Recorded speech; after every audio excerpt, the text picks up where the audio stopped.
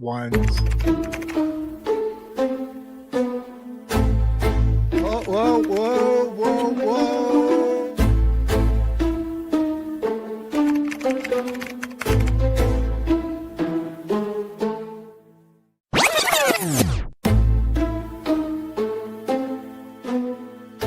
I'm Rod Duff, your host. And I'm producer Barbie. And together, we bring you our podcast, Insights and Straight Talk. And with that, producer Barbie and I are out.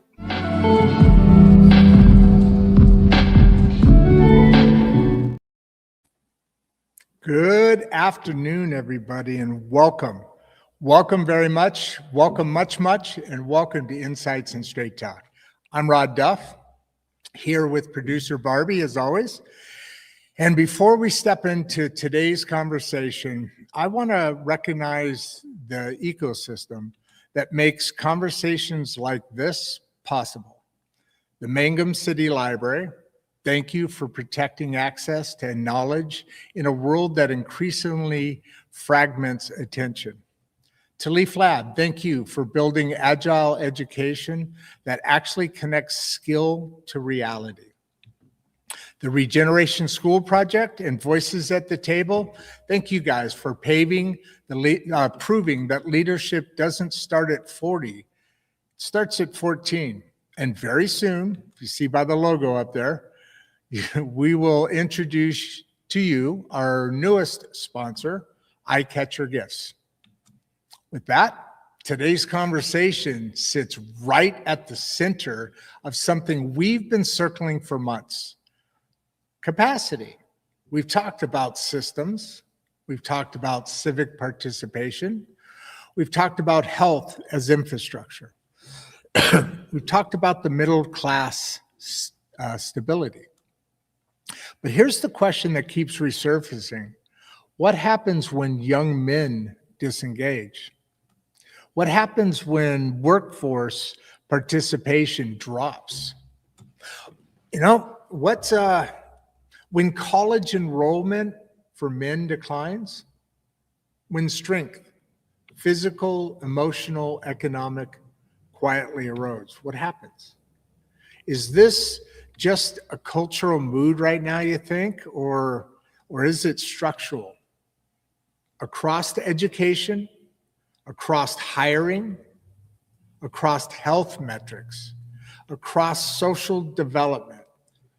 You know what? The numbers don't lie.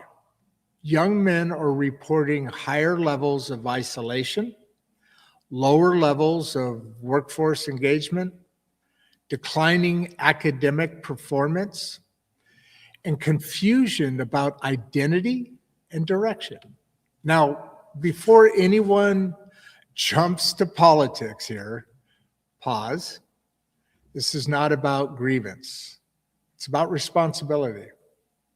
If the backbone of the middle class is work, and work requires discipline, and discipline requires structure, and structure requires identity, then what happens when identity is unstable? Today's guest made a decision that fascinates me. He walked away from a corporate role at Amazon, not because he couldn't climb the ladder, not because he failed or anything like that, but because he saw something missing. He saw young men falling behind in health, falling behind in career momentum, falling behind in community. And instead of tweeting about it or instead of just complaining about it, you know what? He went home and started building summits, development events, fitness-based discipline, real conversations about responsibility. So today we ask, are young men being under-challenged, over-medicated, misunderstood, systematically sidelined, or quietly neglected? Is there bias in education? Is there bias in hiring? Or are we avoiding difficult conversations about expectations? What role does physical strength play in economic strength? Does lifting weights change how you show up in a job interview? Does nutrition affect confidence?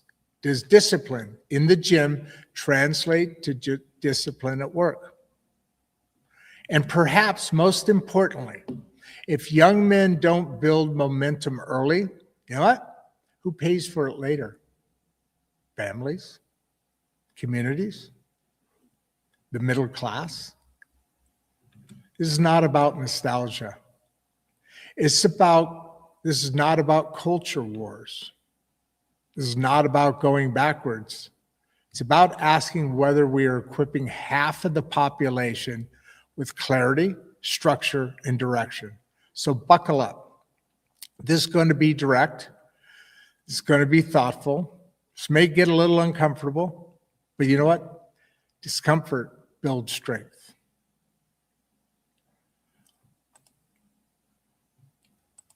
Let's welcome. Whoop, I got you on there. Sorry. Yeah. Dan, how are you, my friend? Sorry about that. That was going well till I did Fumbled a little bit. No, that was a great introduction. I mean, I'm the one speaking here today, and I was pulled into everything you were saying. So that was fantastic. And it's an absolute pleasure.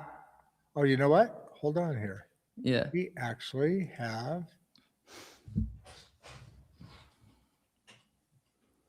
okay, this isn't a good question, but we have somebody diving in here real quick. Is this about? Dude, I just gave you a whole explanation. Dan just told me that. Huh? I just read the question. Oh, damn. Oh, thanks a lot, dude. Thanks for hammering me right out of the gate. I guarantee you we'll get better questions and comments than this.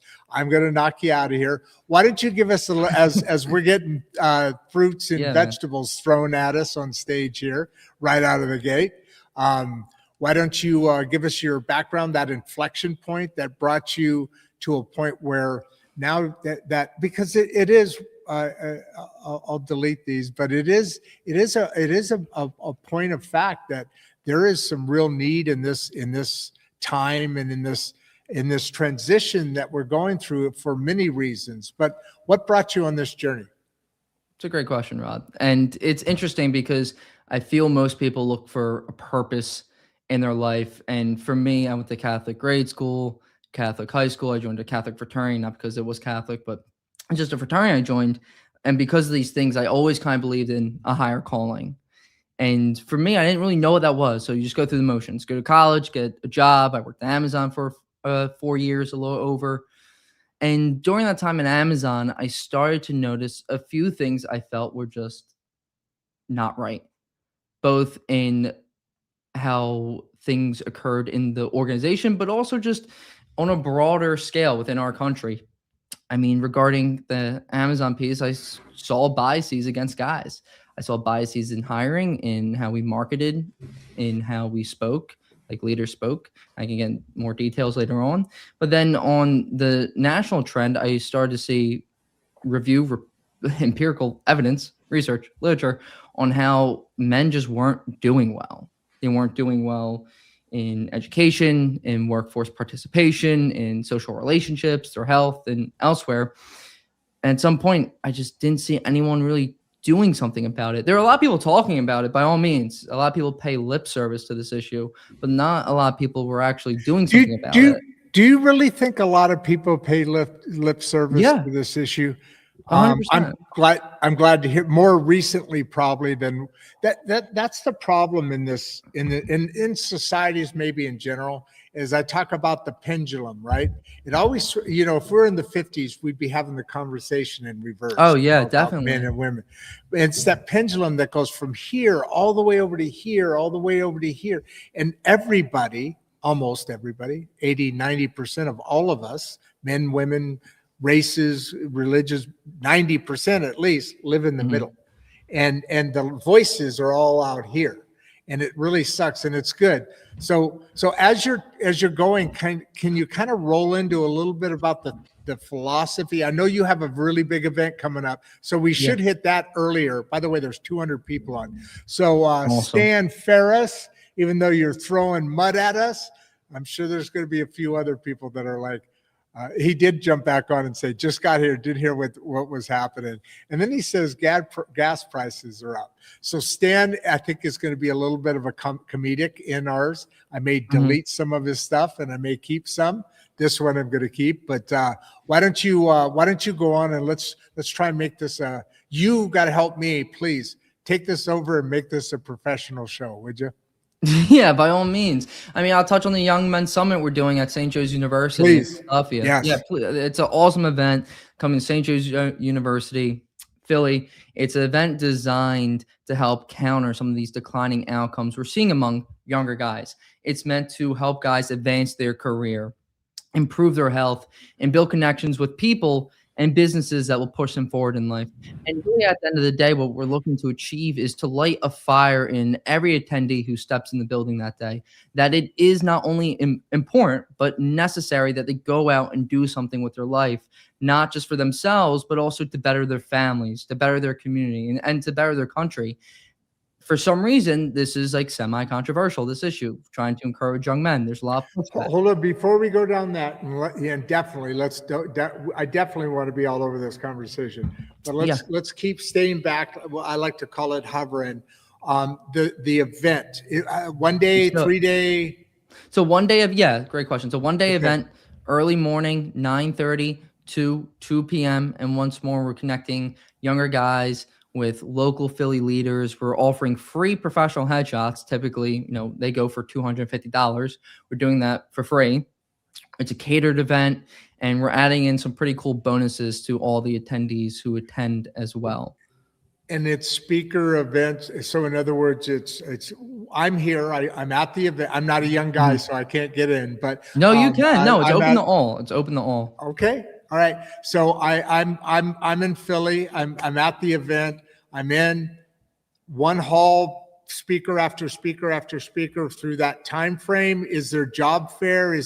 What does it look like when I'm inside? That's all I'm trying to get to. Sorry. It's a holistic, comprehensive event. So it starts off with breakfast. Every attendee will receive breakfast. Then there'll be some opening remarks from my business partner, Auntie Andrea, who's helping me put on, or pretty much very instrumental in putting on this event. And that goes into opening remarks. Then it will open into this career and community expo where attendees can connect with local businesses, organizations, and people that can set them up in their career.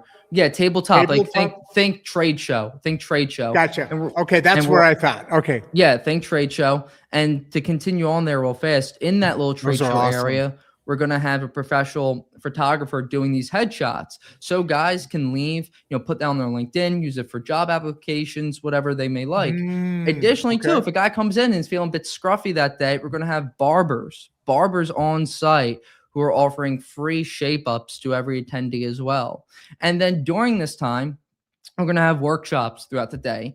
And not just workshops like, very pie-in-the-sky topics. We're going to have very practical, skill-based workshops, such as how to buy your first home with little to no cash on hand, how to dress for any occasion, things the attendees, the guys who attend this event can walk away with and be like, wow, I really learned X, Y, and Z today, and that will help me advance my career and improve my health and just have a stronger circle around them moving forward.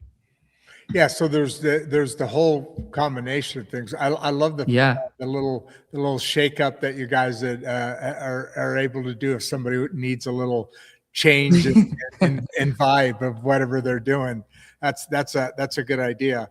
But then you said you have the interconnection between local business owners and folks. So you're already is this your first? Is this a kickoff event? Tell me a little history there. How long have you been away from Amazon? I know I cut you off in the opening. You're good. I'm glad you did. I'm glad we redirected that.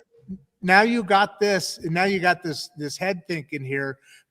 So where are we at? Is this a kickoff? Is this an annual thing? Is this something you want to eventually grow? Because it's needed, man. We haven't even got into it, but I guarantee you, like you said, everybody's already talking about this is needed. I mean, we're in an evolution and young men are needed because no matter what the social events are of the trend of the moment, there's a backbone there. There is that. There's both needed. Go ahead. 100%. So this is it's the inaugural event. It's the first time we're doing something like this, and really spawned out of my experience working at Amazon. I kind of spoke about the biases I observed there, but most of the time it was not that. It was an overall good experience. And what I did during my time at Amazon Sure. is I would go to these events, trade shows, and what may have you, and speak to small business owners about how they can leverage e-commerce for their benefit, pretty much kind of demystify the process of e-commerce to these brick and mortar owners. So I got to see hundreds of events during 4 years or so. Therefore, I kind of had a good idea of what makes a good event and what doesn't. Ah, So when putting okay. this together, I'm like, okay, what makes a good event? It's actually not staying in the one room. People like to move around. People like to be social. So like we're gonna have workshops. People like to interact. So we're gonna have an expo. People also like to feel related to. So we're not gonna get anyone who's too grand. We're gonna go people who are kind of just maybe just above where they're at or a little bit more so they can relate to the speakers. And that's how we've been approaching this entire event, is through experiences that we've had ourselves. So some of the people coming, where are they at in, I'm sure you're on this, like this final push, you know how those things Yeah. are, you're on this final push, but they're all from they're not all from, but this is based in the Philadelphia area, I assume the downtown area. I've been there a couple of times. I don't know it very well. Love the whole vibe, love the sandwiches, of course, but Oh yeah, the cheese the, sticks. the people, and love the sports energy and all that good stuff. But where what people are coming from, wherever they're coming from, and they're young adults in this age, and are they going there because they're also going to be looking for work?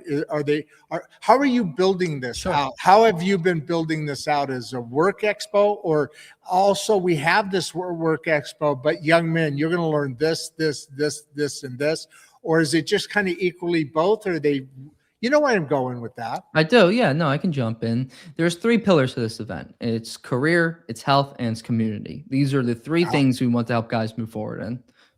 Gotcha. So we're going to have wow, this is awesome, dude. I know you've seen a couple of the shows and all that, but you don't know that much about the show, right? I mean, You're correct. you know a little bit about the show, but I'm not pushing you here. I'm letting you off here because I'm going to take it and say, look, we have this. I'm right in the heat of this. We're doing this arc right now that's on health. And we're finishing it on Friday on micro and urban farming because of the benefits of all that. This is actually sitting in the middle of it, plus leans in a little bit to mental health, which we do a lot of. But my point being, it is a program that is landing on, and then we're going to be talking all about Mangum 2030, which is a revitalization program and we're doing it here because it's manageable and then it's scalable. So we have 5 pillars, which I won't get into all this, and people on the show know what I'm talking about. I could spend hours on the show, right? Just like you can with yours. Yeah. The only reason I brought all this up, because you said 3 pillars and 3 of them align with 3 of our 5. So we gotta. I was interested when I told you hey, dude, we're right in the middle of this arc. You're fitting perfectly. This is awesome. Remember?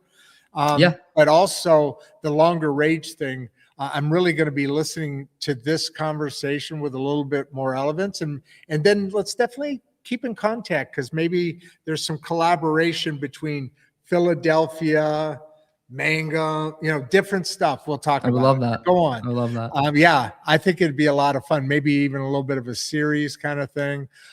Let's at least get one question in here. Jack, great insights. Dan, how can young men start taking small steps today? See, this is the kind of thing, because the missions are, by the way, we have over 500 people on right now. Wow. Important people, important conversation that people obviously see. So you want to take Jack's comment here because I the would love questions to. are starting to jump in here. No, I would love to. Thank you for I the think question, it's a great Jack. question. I think it's a yeah. fantastic question. I don't know if I'm going to give the answer that he's looking for because how this issue is typically discussed in our culture is young men in particular, are looked at as a problem that needs to be cured instead of a group that needs to be supported and encouraged. So, how can young guys start taking steps today? I don't believe anyone likes unsolicited advice, but I'll talk directly to you, Jack. I would say the things that make you feel better, that put you in, say, the right direction, that most people have complete agency or a lot of agency over is health. Just exercising. It has been shown to help Absolutely. alleviate mild depression. You feel better after. And you know what it really does too? It shows you that effort is valuable. I never really put two and two together until I was kind of in high school. And just for some background, I was a socially awkward kid. I used to have this speech impediment. I would hang out with a group. I always felt at like the bottom of the totem pole. Hold on, And hold on, hold yeah, on, hold on. please. You can't possibly have a speech impediment in the area that you live because the accent Everyone has a so speech impediment. thick. It's no, No. well, that's true. You know what? I should go with that one. Is that Everyone. it? No, but the accent is so Yeah. thick. How could you even It hear is. it? It is. But Go ahead. to quickly close the loop on that, I will simply say that the one thing that I had going for me in high school is I started working out, and it started to show me that you do have Ah. agency over what you get out. Like if you put in effort, you can get a better outcome. Not everything. Actually, it's not really about genetics. Most of the time, it's about how you're approaching this, the effort, the mindset you have, and working out and fitness taught me that at a young age. I'm very grateful that I stuck with it for so long. Two questions. One, you mentioned your partner earlier. That is kind of on-site type stuff at the event coming up. Let's hear about him. What his deal is. Oh, yeah. And then two, you mentioned health right now, and one of the things that we're going to be required to accomplish, and when I'm starting to talk to some of these people on the Mangum 2030 regeneration program, but this is based on rural communities, how to not lose people. But same thoughts here. Anyway, do you have any like programs like health incentives or health things that you're putting together, or am I ahead of myself here on this? But are these programs that you're going to be talking about at the thing? I'm really curious about that because it is, to me, I've learned a lot that how much, and not performative muscle, or not cutesy muscle, but muscle and stuff that builds you up, just confidence and health in general. That's what's holding everything together. The muscles. Well, to your point, this event is kind of hitting on three different pillars, one of those being health. And it's really about, to your point, not just the aesthetics, but also the feeling you have when you fit into, say, a pant size that you weren't able to for years on end, how it feels not to have pain when you bend over, whether you have a family, you can pick up your kids, not, pull something. Everyone has different reasons for wanting to get into health and fitness, but what I can almost guarantee everyone is that it will benefit your life, and it should be taken more seriously, and it will change how you show up in rooms 100%. Yeah, I mean, not only the fact that you're standing, let's just say you're standing upright and your clothes look better on you. Not just that, just it's the inside that comes out at that point. It's literally like I mentioned in the opening monologue. Do you show up differently to interviews when you've been in the gym, right? And it comes out of you. It brings there's a holy cow. There's almost 700 people on. Awesome. we haven't even been going in a half hour. Yeah, that's a No, big, that's big, dude. Say hi to everybody, man. Cool. I appreciate I everyone love that. joining. This is great. All right.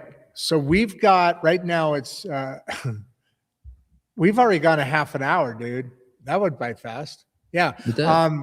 So we've got about 45 minutes, and so we're fine, but a lot of questioners are coming in. And that one dude, what did he just say now? He just threw something up. Trump. Oh, Jesus. Never mind. It's way down at the bottom. I don't think you can see it on the thing there. I've got a troublemaker in the midst. Here's a young man. I assume it's a man. Stan. He needs a little talking to by you because he's going all wild and crazy on us here. And here's one that ties two things together. We talk a lot about. Clayton here is asking, are schools really failing boys? And before you answer this, oh wait, no, ignore that for a second. I'll lead up to it in a second. Go back to your partner. Ant. Yeah. What's his name's name? Ant DeAndrea. He's also from the Northeast Philly area. He went to a local Catholic high school as well. We became good friends. We knew each other in high school, became good friends later on after college. And he's a great person. Absolutely a fantastic person. He's an endurance runner. He's run 22, 23 ultra marathons. He's ran over 100 miles multiple times. He has his own business. He's a trainer, and he's just someone who gives back. So that's why, even though I may had this idea for the event due to my experience in Amazon and all that, it would be impossible without his support here because he is also a community builder and just a great person. Well, you need to have that, no doubt about it. You had brought him up before, and I didn't want this name lingering out there. I'm happy you brought it back. You brought him back to the forefront because, he deserves all the credit in this too. You bet. So Clayton, back to Clayton here. Are schools really failing? And I want to ask something before this, or is it more about motivation? So we've done a lot. We've done a lot on this part of the subject that we're talking about today, the schooling. We've done a lot about this over time, done a lot of shows, so we cover a lot of the areas because it's basically everything that concerns or empowers the great middle class, right? So I was talking to this lady, and she's an author and does these different things. But she was talking about kids in elementary school and specifically about boys in elementary school, and specifically how the educational system has been just the way it's evolved has been more female designed than male designed. Again, there's no bad or good here, but what they're just now starting to realize is that boys at that age, when they sit around too much, that testosterone stuff starts to build up in them. And so ADHD's been highly overdiagnosed, and it's because of the way the school system is, not because of the way these boys are. What do you start there and then go all the way through? Because it's all over the place. Yeah, I'll start with the evidence. The evidence shows from the University of Brown, a researcher, Owens, out there, looked at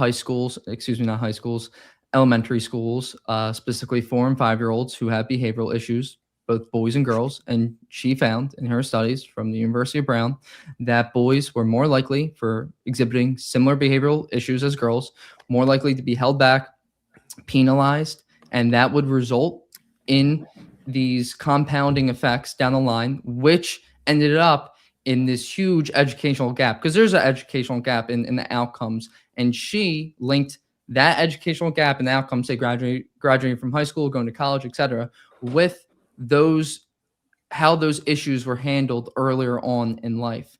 And it's basically these discretionary compounding decisions. And I'm not going to switch the subject. I'm actually going to tie them together real fast, because you can look at the criminal justice system. The University of Michigan, the researcher out there, Sandra Starr, did a similar study on how if there's a gender disparity sentencing for federal criminal cases. And she found that there was actually. And it actually compounds over different stages of the process when it comes to the arrest, when it comes to the plea bargaining, when it comes to the fact finding and the interpretation of those facts, all the way up to the judge making that sentence. And these discretionary decisions on how people treat another person, compound, and the result of that is that men were found to receive for a similar crime with similar criminal history, she controlled for all the variables, 63% longer sentences. So this once more kind of creates the Wow. issue of like, it's not just to Clayton's point, it's a good question, but it's not just motivation, it's not just always on the individual. There are systematic issues at play here, and I believe everyone has individual agency. But when you do the research and you look at it, you can obviously see that there's systematic factors at play which lead to different outcomes for boys and girls and men and women. So if you combine these two components, that, in other words, how the legal system looks specifically at men versus similar at women, there's that layer, which is obviously putting up against men. And then there's another layer that within the school system itself, the educational platform layout, I guess, educational layout is just biasly, but maybe not even on purpose, but women biasly are designing a system that really is not fulfilling both sexes, both needs equally. It's more just putting a broad brush on something that probably needs a little more fine tuning deeper within it. And then both numbers can improve, right? 100%. And that's the thing too. One of the issues is we're seeing less and less male teachers. And what we are seeing more of are we never had that many to start. It's not like we had more in the all 80s male though. I believe teachers. we had more in the 80s though. And someone could fact check me and say, hey, Dan, you're wrong. Regardless if there were more or not is irrespective. It's more so that there's not a lot of male teachers, but what we are seeing more of is less fathers in the home. Like 1 in 4 fathers have minimal contact with their children and don't live in the home. And that's so if they're not having a father figure in their house and then they go to school and they don't have a lot of father figures there, then where are they going to get these male role models from? And for boys, this is particularly important. So it just begs a question of what are we going to do about this? And I mean, it's hard to just prescribe a solution, but I would love just to hear more people talking about it.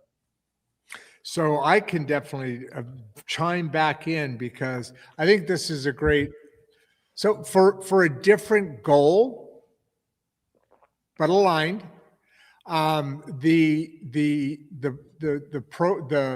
what you're talking about at this summit, I haven't looked at the individual topics, but what we are just talking about right here about that summit, which is the 28th, correct? Of March, yeah, at St. Joe's University. Yeah, of this month. Yes, sir. I'm sorry, where at what university? St. Joe's University in Philadelphia. That's a pretty big university, isn't it? I've heard of that. Yeah, it's one of the bigger ones in Philadelphia. Yeah, that's what I thought. That's what I thought. Okay. My son was, my youngest was going after baseball, and I visited a lot of colleges. This is a dozen years ago, but half a dozen. But anyway, the needs coming out, the needs that are out here, and the potential results coming out of the summit are interesting to me because it applies to on a different scale. I'm thinking about it regionally that can scale and real. And I guess at some point that's kind of what you're in a region, but you're also talking about this is something that needs to be across the nation. This is a systemic fracture within our cultural environment. And, I said earlier that both are needed, men and women. But in the areas of protection, in the more dangerous areas, and I hope this doesn't come across sexist in any stretch of the word, but in the more dangerous areas, traditionally, that's where men stand, protection, and all that. That's why both nurturing and protection are both needed. If you have just only protection, you become a Mhm. beast and all sorts of bad things. If you're just a nurturer, you aren't going to last very long in the world. So you need both, and it seems like the protection side has become toxic. That's the word that has become around. Yeah, I How do can't you I feel mean, about that? if we're hitting How do you on feel about it? toxic masculinity, I don't really believe in that term as a legitimate concept. I think it's largely used as a way to deride any behavior someone doesn't like in a boy or man, and they just use it willy-nilly, and it just associates this negativity with masculinity. And now some people, just when they hear masculinity, they always think of toxic. They don't think of masculinity by itself. They think of toxic masculinity when they hear the word masculinity. So it's I think it's an awful term. I'm not here for it. I really don't enjoy it, and I think a lot of people are coming around to it. The Center of Mhm. Male Psychology found that I don't think it was just men. All like 80% of all people believe that term is harmful to the development of boys too.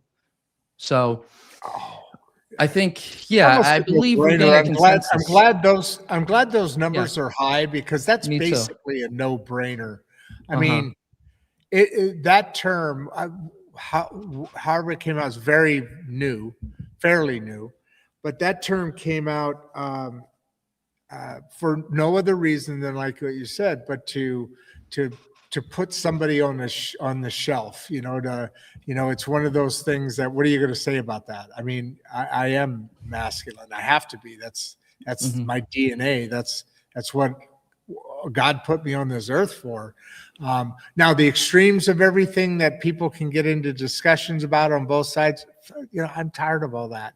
It's Mhm. back to this because what's happening and what has been happening is we're seeing in society, we're seeing in men, we're seeing in males, and we're seeing a change in the culture. And I believe there's a much bigger political issue that all of this Yeah. surrounds, and why the attack. Uh, the term toxic masculinity is a bullet. Really, is what it's Mhm. ammo. Yeah. That's really all it's for. And I mean, we can get into the whole political undercurrents and behind the currents and all sorts of different things that people like to use toxic. The people that would use toxic masculinity would also say, um, "Oh shoot, what is it when?" Oh man, I went blank. That was going to be a funny point. Oh, Um, man. You hate to see it. Anyway, yeah, I hate that. So let's get into Nick here. Um, Yeah. um, how much does physical fitness impact confidence for young men? I think it's a big number. I don't have a number in terms of actual No, evidence, I like, don't "Oh, I mean a saw big this number, but poll," it's got but to I be a know, lot of yeah, people. no, it is because it's more than just physical. It's a feeling of capability, like, I can do things, and when you think you can do things, that gives you confidence, that gives you belief in your capabilities to do things, so they kinda play into one another. Like, if you can bench, say, 225, doesn't have to be that, I'm just throwing out an example. If you can bench a lot of weight, "Oh, I can do things, I'm able to do this, and maybe I'm able to nail that job interview. Maybe I'm also able to walk up to that girl and ask her out." They are not a one-to-one comparison by any means, because you could be, real big in the gym and also have terrible social confidence. But in just terms of confidence in yourself and your capabilities, I think it plays a large factor. Oh, sorry, dude. I was trying to get rid of a couple of that goofball is.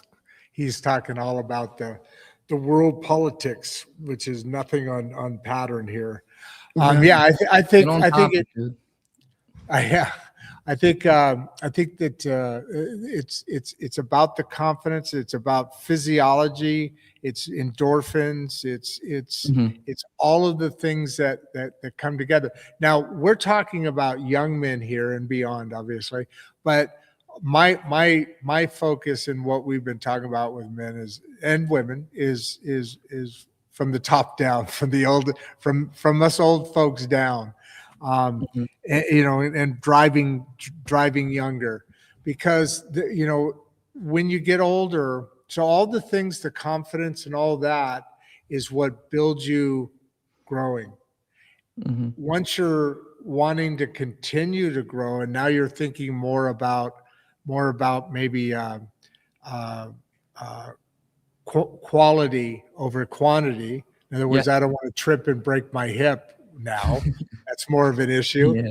If I Yeah. would have tripped and broke something when I was your age or younger, it would have been like, crap, I got a cast. Oh well. Mhm. Now it's a big deal. So now that physical strength, the muscle, the everything else, is not just confidence, but it's also for It's a great point. sustainability. It's a It's a great big point. deal. Yeah, because Big weightlifting deal. increases your bone density. Also, grip strength is a huge determining factor in how you like handle a fall and just longevity. Like there's a correlation, and you can think of that like if you have not the best grip strength and you fall, you're not gonna be able to grab on to anything, and could risk even a worse, more severe injury compared if you were able to grab onto that sink or whatever may be around you. So yeah, you're right. It's not just the appearance; it's the longevity aspect of things as well. Yeah, and while that's all going on, if you have a muscle grouping, then if and when that fall did happen, now you've got muscles that are pulling stuff more together, and your skin. I was telling somebody, I was talking to somebody, a lady, but it doesn't matter either way. Mhm. But when you're doing that muscle, when you get older, your skin just sits there. And if that muscle starts shrinking, it's like your balloon, right? Hmm. The muscle fills out the balloon. Think about it. You actually get better skin. So I'm an old guy. Yeah, I hear you. I look at I look Other at, thing. Yeah, I've been there, but I'm here, I and hear. it's amazing that skin all gets better, and it gets tissuey, paperier when you're older, and you get the Mhm. tears. And I don't know if you've heard of those, but stuff happens, and working out, it really it eliminates all it. The body is amazing at how healthy it can make itself if Yeah, you just let it. If you just let it. So we hit that. I know we're looking at about a half an hour. You good? yeah. No, we can keep this going. I'll let you know when we get close. I'll send something or a little chat. But no, Why this is do great. why do so many young men feel stuck in today's workforce? Now, you talked a little bit about it. There's some bias, but Mhm. is there also just this lack of empathy, or are we just losing it right now? I don't think it's a lack of empathy. I think it's easy to see something you don't like and assign motives to people. It would be easy for me to Oh, look at the gender hiring goal that my organization at Amazon had and go, they did that because they hate men. They probably didn't. No, that's probably not true. They probably did because they right. thought they were doing the right thing. Was that the right thing? I don't believe so. I think it's kind of unethical. I think people should be hired on their merit.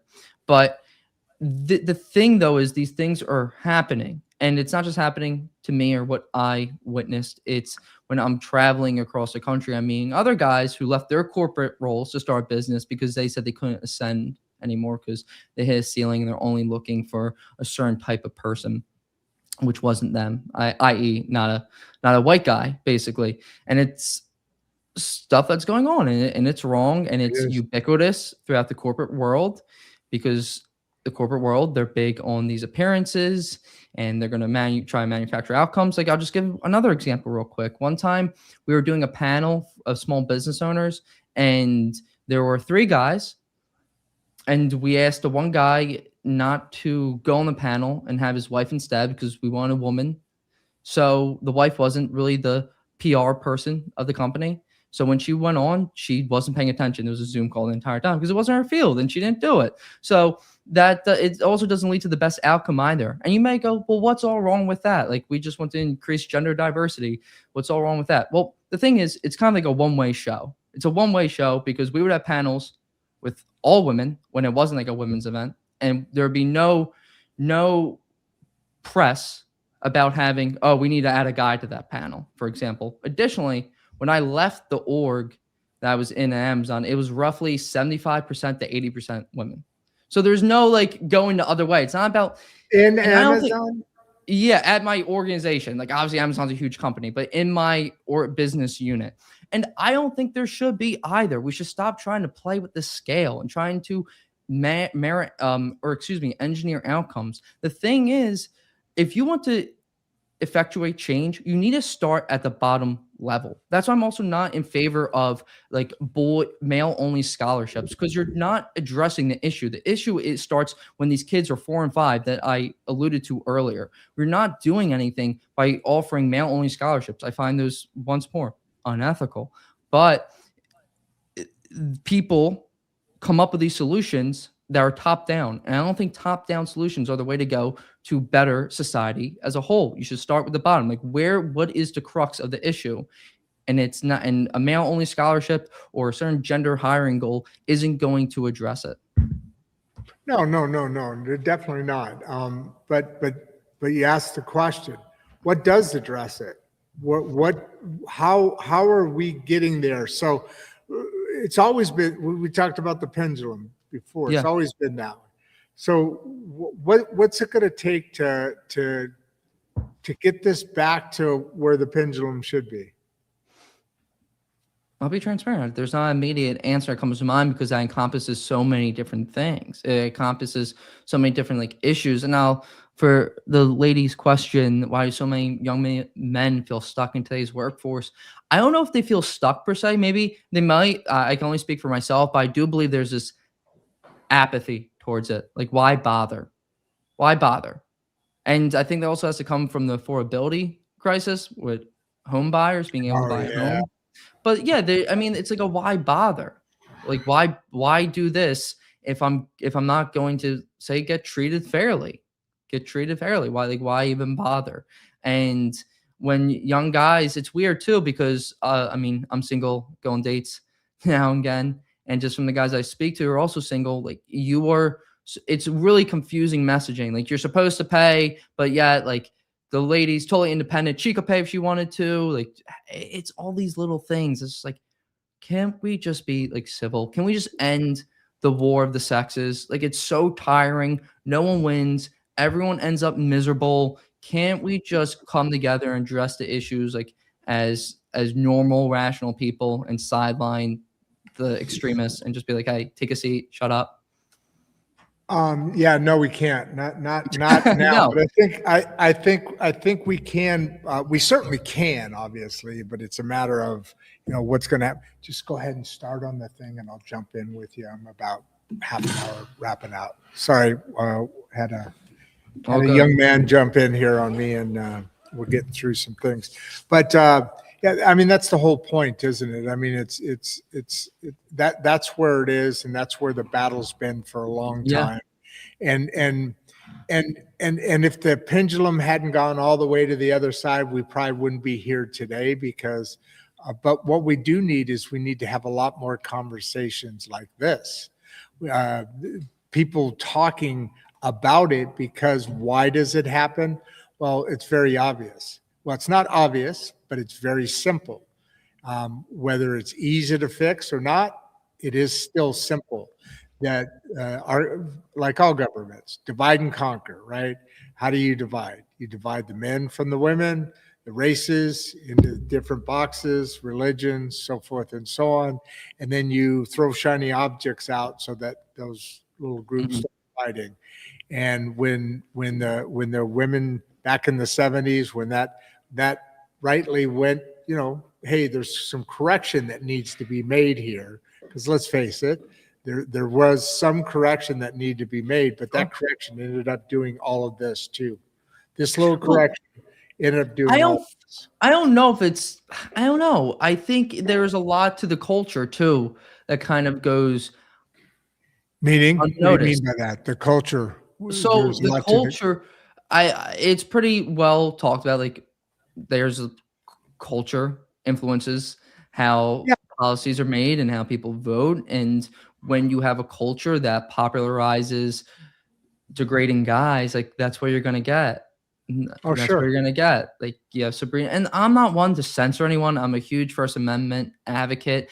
But when you are kind of championing one thing about, like, say, equality, and then you're going like, oh, like the best way to make a song is to call men stupid all the time. That's a shot at Sabrina Carpenter. It's one of those things where it's like, I don't really believe you, and I don't think that's exactly helpful. And I'll get even more specific and give you a better example than a silly remark, which is Delulu. It's a clothing brand. They create shirts that pretty much celebrated domestic abuse against guys. It was like, when life gives you lemons, beat men. Whoa. And there were a lot of other ones. Yeah, I could send you the picture. Maybe we could have somewhere just for context, and anyone could look it up. But imagine, like, it's not even like that pisses me off, a stupid little t-shirt. It's the fact that if you were to reverse the roles, there would be outrage across the spectrum. People would be going nuts. And I think Yeah. it's the hypocrisy and the double standard that does it more for me than actually the act alone. I think it's worse than that, though, honestly. I mean, this is the word I was thinking of earlier was conspiracy theory-ish. Mm. Well, conspiracy theory was the word I was trying to think of to make that funny point that I screwed up.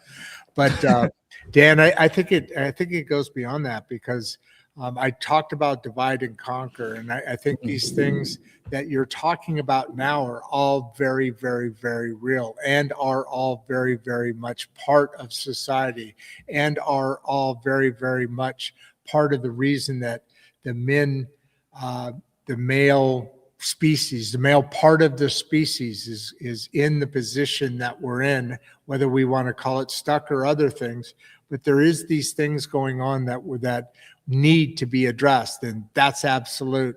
But I also believe that media has a big influence and has a big role and a bigger reason for doing what's happening, because really, if you knock down the warring species in any animal kingdom, you're going to weaken the species. And so when you create this complexity in our society, it needs to evolve naturally. But what's happening is it's being forced upon through guilt, and that's how you know it's not real. It's not the right way to go, because it's being forced, not how nature. We're a species, dude. Yeah, and can I touch on that too real fast? Sure. Because Yeah. there is this weird collective guilt that goes on among certain That's what I'm people, talking about. and it's bizarre. It's very anti-Western, and it's very anti-Christian, and even if you don't associate yourselves with those things, it's still just it's unethical as well to blame someone because of their heritage, or to associate someone with guilt because of their heritage or whatever, because they belong to a certain group, even though that individual did There's nothing a wrong. purpose, though. There's a purpose behind it. Sure, there's motives. Yeah, there's definitely motives. You don't have an argument. If you don't have facts, you have this. Yeah, and that's the argument. Go ahead. Well, that's the thing too. Like with younger guys, like I think I saw a post the other day that said, "Oh, young men have problems. Boo hoo! You have 3,000 years to get ahead." What are you talking about? Do you understand that for the most of existence for all humans, it's been miserable? It's been absolutely miserable. And just in the past 100 years, men in the United States were conscripted, 2-3 times? Forced to fight in a war that they may not have personally been bought into. And talk about my body, my choice. Before a man is eligible for financial aid to go to college, he has to sign his name to a draft, or to a draft. If something happens, you're going to war, buddy. Yeah. So there's these double standards. There's this weird collective guilt that doesn't really hold up against the facts. And it's bizarre. And there's obviously, to your point, there's motives behind it. And I think those motives are more so power grabs. They're power grabs because a lot of people, I don't think all feminists are bad faith actors by any means. There's a lot of good ones and they do great work, whatever. But there's also a certain contingent of them that, are championing. Did you just say actors? Actors. Yeah, like a bad faith actor, good faith actor. Oh, okay. No, not like the actor in Hollywood. But what I will make with that point real quick is that, if these people actually cared about equality, like why aren't they pouring more into family leave or child care or raising the minimum wage, because these are the things that actually move the needle for the majority of people, not this freaking hiring goal, or not this, oh, you need to have at least one woman on your board to qualify for the S&P 400, if that's the right application of where that happened. But you get the point here, where a lot of people are championing equality, but they don't actually, like, their actions don't really match that line. They don't really bear out to that line. Yeah, no, 100%, absolutely. And the fact is we argue. That's why I like informational, where you have like what you're doing. What was the name of it again? The summit? Forging Your Future. Forging Your Future. Yeah, Forging That's Your why Future Nomad Summit. these are things that are so important, because I mean, we're still arguing about the wrong stuff. I mean, we're arguing over each other about politics, not me and you, but in general, we're arguing over about politics and this and that and this and that. And, why are men being treated bad now? Why are women? Well, this is all something we need to stop saying, hey, let's legislate that, and realize that that's where the problem's coming from. All of it is. No matter what, it's being that on purpose. So how do we fix this? We need to come together and talk. We need what I like to call watch parties. Excuse me. Started some in California. They're actually kind of going out pretty well. But the whole point of it is, I really want to support projects and journeys like yours, because the great middle class, I like to say it this way: the elites have a lot more access to stuff, and there's nothing wrong with it. That's fine. They have more money, they have more access, they, all that assets, they have everything. So that's great. But what's great is when we get experts with different subjects like yourself and coming on to this show, we get a lot more information. That people tell me I'm the luckiest person in the world, because 6 days a week, I get somebody coming on and I get to have a conversation about something that's critical, something that's important. And it gives me knowledge, just like it does all of our audience members here, because this is really important. My point being, until we start in mass, and what's our big advantage, the great middle class? It's our girth, right? It's our coming together and having girth. We all know, I told you, right? We're all here in the middle, but we don't talk about all this bullshit that's out here. So we need to talk more, and we do that, and the world changes dramatically, because we need men to be men and women to be women and life to be life. Yeah, and there's this thing called principle of charity. When you hear someone speak about an issue or make an argument, you assume that they don't have this malice in their heart, and they are a good faith actor, that they're actually speaking to you because their motives aren't rooted in malice and evil and hate, etc. And that is usually that has not been the case as of late. It's, you hear someone make a point. Someone makes a point, and then you assume their motives. You go, oh, you said that because you hate X. You said that because you hate Y, without even really contending with the argument that they're putting forward.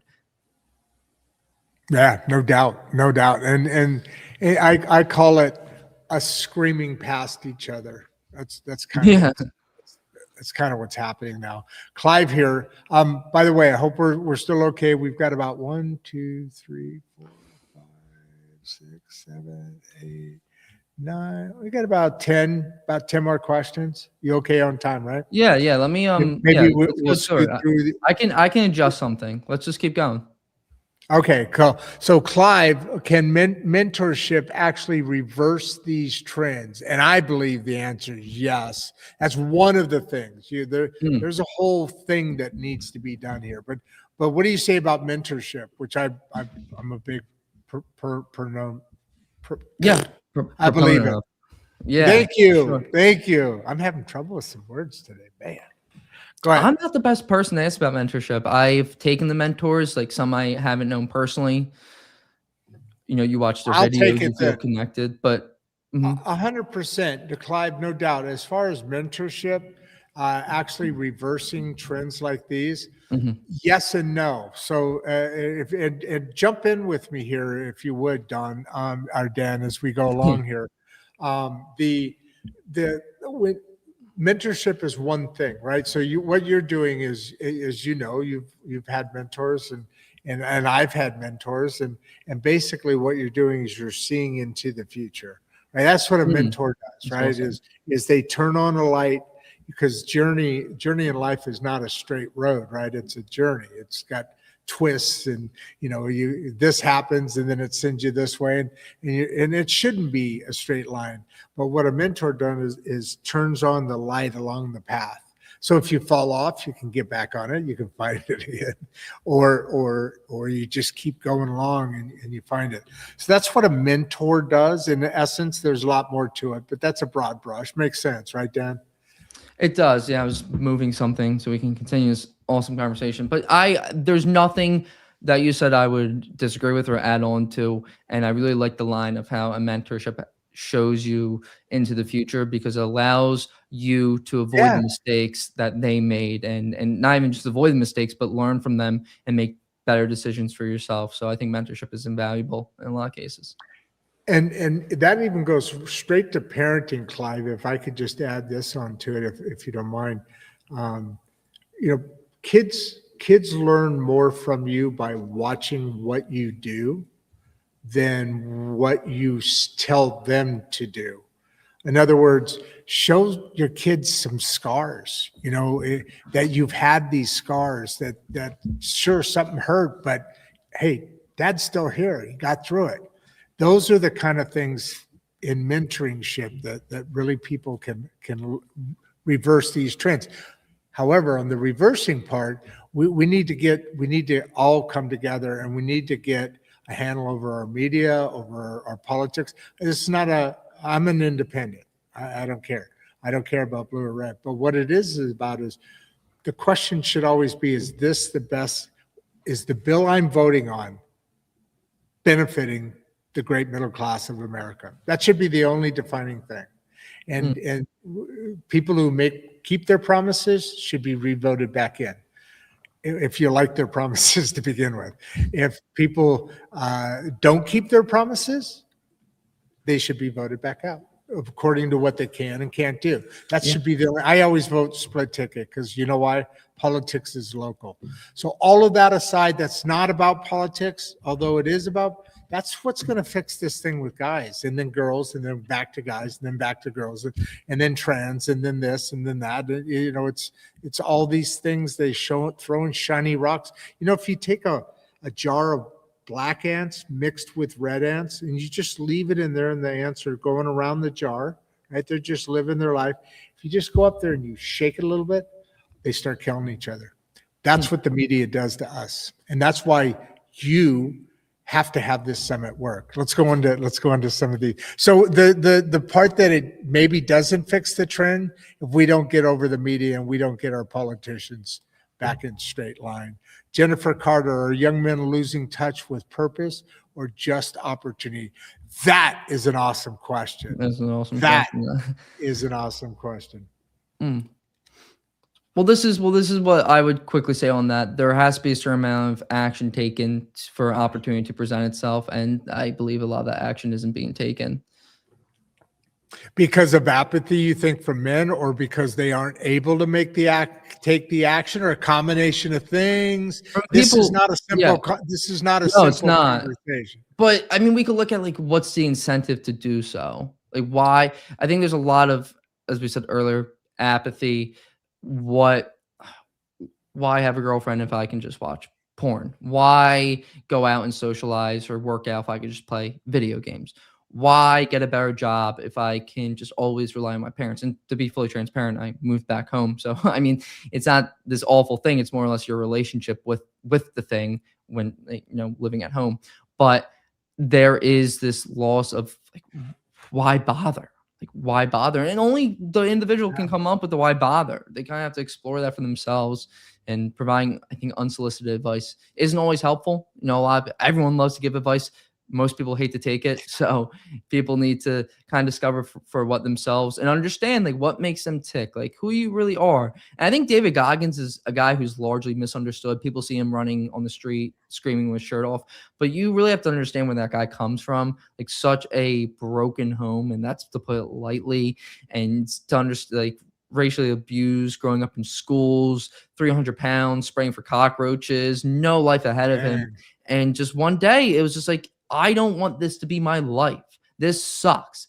This really, really sucks. I don't want this to be my life anymore. And oftentimes pain necessitates change. Like you have to get to a certain point where the pain is too much to bear. And then you're like, I'm going to change. But that's the thing. There's not enough pain that people need to bear right now, because it is kind of a society of comfort. Like you can just rely on your parents way too much. You can just watch the porn instead of having the girlfriend. You can just play video games to get stimulation instead of going out and creating an adventure for yourself.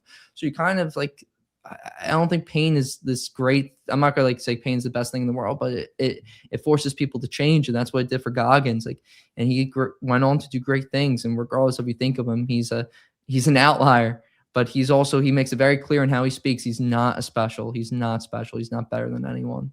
He's just someone who like, hey, I'm gonna change my life.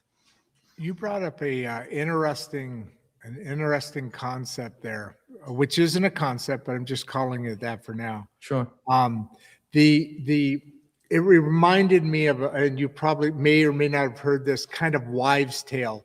I tend to like to listen back to wives' tales a lot because, as it turns out, conspiracy theories and wives' tales end up being pretty accurate over time. To be honest with you, but this one, it's this story about, and I think this comes from Asia, and it talks about this man that he grew up very, very, very poor in a very bad part of the neighborhood, and so he grew up in that understanding of life, and then as he grew, he never wanted that for his life to be ever again. So he worked and he fought and he battled, and at first that first father had to walk to work and walk everywhere he got, but he got to a point where his son now could drive to work. Nothing's fancy, nothing big, but lived that life and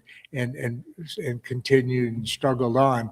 And then the next son or daughter, had this beautiful house and drove in elegance, maybe even had a butler or a driver. And next thing you know, the next generation comes along and that son has to walk to work.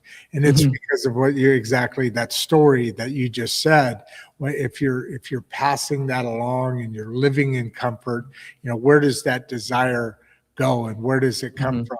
And that's when society and specifically if there is anything that a government should jump in on is recognize trends and say, hey, there needs to be a spark here. There needs to be more Dans in the world with these summits that are saying, hey, folks, you can have opportunity because you lose touch, or you can be missing out on opportunity because you lose touch of what is my purpose? I don't know if you've ever heard the story of centurions. So you know what a centurion is, right? Yeah. Years. So there's actually a group here. One of the studies was here close to me in Kansas. But centurions, they did this study. This goes back well before you were born, but like 70s, 80s area, something like that. And they found that there were these pockets so they could study them. So they said, hey, let's do a study. Why are all these 100-year-olds living in this area? And this goes back to your earlier point, long way around to get to it. But here's the thing that's most important, I think, for all of us to understand is when this story found out one thing. It wasn't where they lived. They lived in different parts of the world, different foods, different elevations, different societies and all that. What they found out is that these pockets were actually groups of people that had a mission, like the monks, right? Had a mission. And they found out that was the one thing that similar between all these different groups. So what you said, when you talk about here, losing touch with purpose, that's probably one of the most unhealthy things that you can do. And when you do, you shut down being able to even see opportunity. And that's a really sad state, because that's kind of how we're built, in my humble opinion of lack of knowledge. I think men are built to be able to accomplish things. You said it earlier, to be able to be there, not only be protection, but to be there for your mate, to be able to provide and do those things, right? I mean, right? That's kind of the whole picture we're missing, isn't it? For sure. I don't think there's one sole definition of masculinity, but I believe there's common characteristics in men that people admire, and it's being a provider, it's being a protector, and it's having a purpose.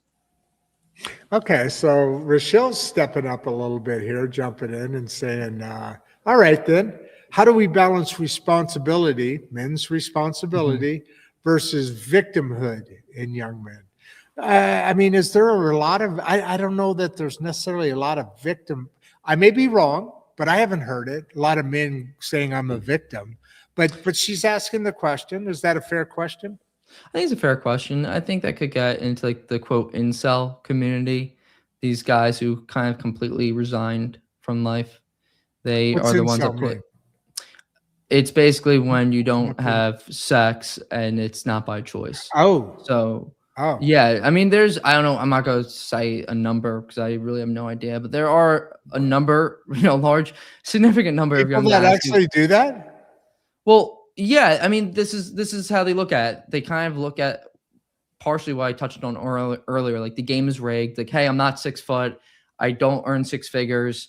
I don't drive a nice car. No woman is ever going to be interested in me. So why even bother? Why participate in this game if I'm set up to lose? I mean, that's their way of thinking. I don't think it's correct. I mean, it's not even the way of thinking. It's just the way that we're taught is the way of thinking. I mean, if you look at social media now, it's even backflipping, where women are saying, "Oh, unless he makes $100,000, he's not worthy of me." Well, now there's a lot of women saying, "I don't give a shit about that," because they're finally starting to understand what is really about a man and a woman, and that's building your life together. Sure. And there's something to that, though. It's less about a number and more about a ability to signal resources. And that's the most kind of evidence-based way to put it. That's what the professor Scott Galloway, who's a researcher and on this, and I appreciate a lot of the work he does. But yeah, the ability to signal resources that you may not be, top dog, but you can provide, you can do XYZ, you are capable, and there's no dollar amount assigned to it, but it is a personality trait along with being kind. That's another one about what makes it like a guy attractive, being kind, and then also being intelligent. So those are like 3. But I mean, to your point, there is like the people, and there are like I've seen the clips a lot, and they could get you a little frustrated. You see a girl, random on the street saying, "I want X, Y, Z," in a guy, and then it's like, okay, like who cares what this goofball says? Like, there's plenty of goofballs out there. They shouldn't paint your picture of women like that's a crazy takeaway. Same thing when you see a guy do something terrible. A lot of people do this too. Like, oh, a guy does something terrible. It's not all men, but it's always a men. But let's talk about the statistics, because a lot of times it's like 0.01% of like guys that commit like a violent crime. So when you actually dive into the numbers, they don't really substantiate what people's takeaways are. But nonetheless, they come away with these grand takeaways. All women are this, or all guys are this. So it's a terrible way to look at the world, but social media kind of feeds into it. Well, I think how old are you? How old are 27. you? 27. So, okay. Yeah. So, you're on the other side of what I like to call the bridge generation.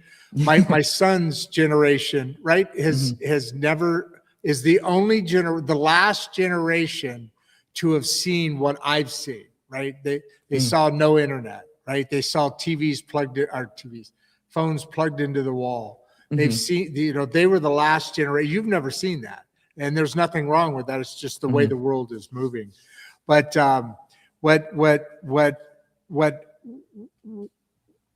I look forward to is the point in time when the world just kind of backs up and realizes that right now, basically from probably from my son's generation, but from your 20 year, how old? 27, you said? Yes, sir. So you're almost 20 years younger than my son, which is awesome, great. But and smart guy growing a business. But the thing is that right now everybody believes the like 1-2% of stuff that you just mentioned that you see on the internet, the video.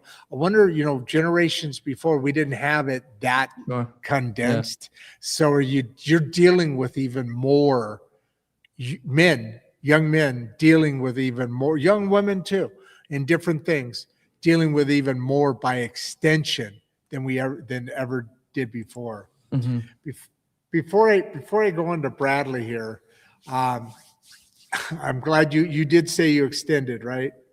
Yeah. All good. Okay.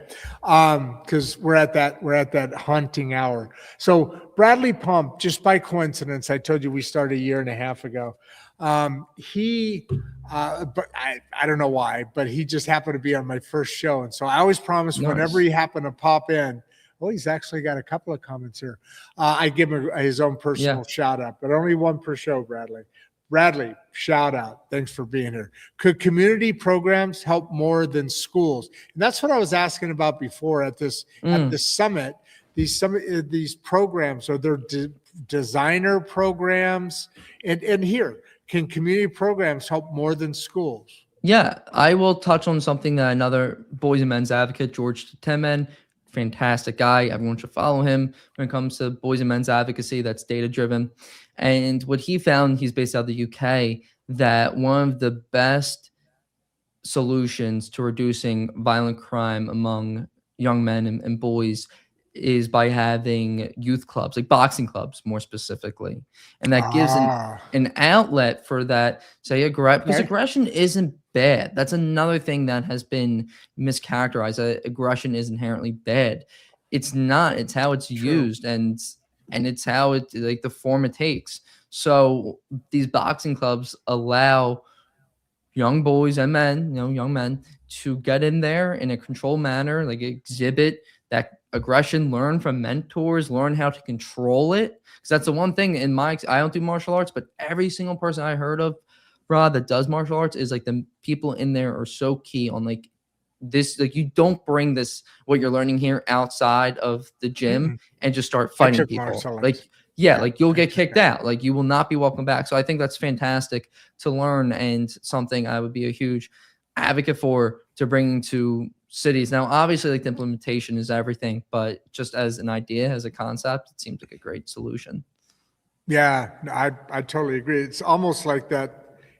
What I mentioned in the kindergarten program with that lady, where young boys should be let up and let them go run around, burn it off, and come back instead of sitting in a circle all day long. That doesn't work. It's torture. I remember it real fast when I was in grade school. I went to Catholic grade school, and I once was, I forget, I was like 8 or 9, but they said we can't run in the schoolyard anymore. That sucked. I still remember that day. I'm like, what? We can't run in the school? What the hell? It was just awful. And it's one of those things where I believe a policy of that sort will disproportionately negatively impact boys. So I think, contrary to what people say, we should let boys be boys. And we should let them run around. We should let them have fun. And, we should encourage fist fights in the schoolyard. But damn, that's going to happen. And it needs to be breaking up. But that doesn't mean like, now boys can't run in the schoolyard. Now they can't play with each other, etc. I think boys need to be able to be boys and not be scolded for that. I think white suburban women are more like boys than boys used to be. What do you mean by that? They're the ones fighting now. They're the ones out there throwing chucks. No, I'm just kidding. Anyway, Linsuk, so curious. We're going to circle back a little bit around back to this because we kind of talked about it a little bit earlier on. But so curious, what's the first step for young men right now? And I think a lot of these programs that you're talking about certainly can be part of that. Yeah, what I will say is come if you're in the greater Philadelphia area, in the northeast part of the United States, Oh come to yeah. Forging Your Future, Young Men's Summit, helping guys advance their career, improve their health, and build connections with people that are going to help them move them forward in life. And they'll leave with a sense of fire in them to go out and do something, but also some tangible steps that they can take. And also, what I'll add to that as like just a general first step is I'm not a preacher. I'm 27 years old. I moved back home. I am, trying to put a business together. It's not like I'm bringing in a ton of money. I'm not someone to preach at anyone. I'm a peer in this. I'm just trying to do something, and in time, with patience and effort, I look to be in a different position, but I'm not in a place to preach to any young man right now. I'm one of you, and I'm just trying to contend in the same world that you are. Well, let's keep, the whole concept is exactly what you're doing, is getting the word out and getting the word around. I mean, you've got over 800 people here still. Wow. After almost an hour, this will crazy. probably be an hour and a half. Yeah, it is. I think there's a lot more realization in the world than I said a little bit ago, or a second ago, whatever, that what we think the world is thinking is not, the world isn't on the same algorithm that social media is on, that you're on when you're on social media. So the things that we think the world is thinking is just an extreme of what really the world is thinking. By the way, that's your Instagram, correct? Yeah, I was actually checking it. And do you have the summit on talked about on yes. your Instagram? Oh yeah, it's linked. Yeah, I'm so Please. happy you brought that up. So yeah, if you want to learn, if you're listening to this and you're like, what really is the summit? Who's going to be there? What can they expect? On my Instagram, which Rod just put in the chat, there is a link right to it. Oh yeah, sorry, I was going back to right there. Yeah. That's your Instagram there, and that's where and you say then there's a link right most to the of summit. your information flows Yes. in and out of there. Yeah, if anyone wanted to connect after too, that's the best place to do so. Can't wait to check it out, man. Hey, hook up with me on Instagram too. I'll hook up with you. Sounds we good, already yeah. did Bradley. We already did Bradley, right? Amazing insights. Thanks for sharing. Oh, no. That he had a question up here. I'm back up here.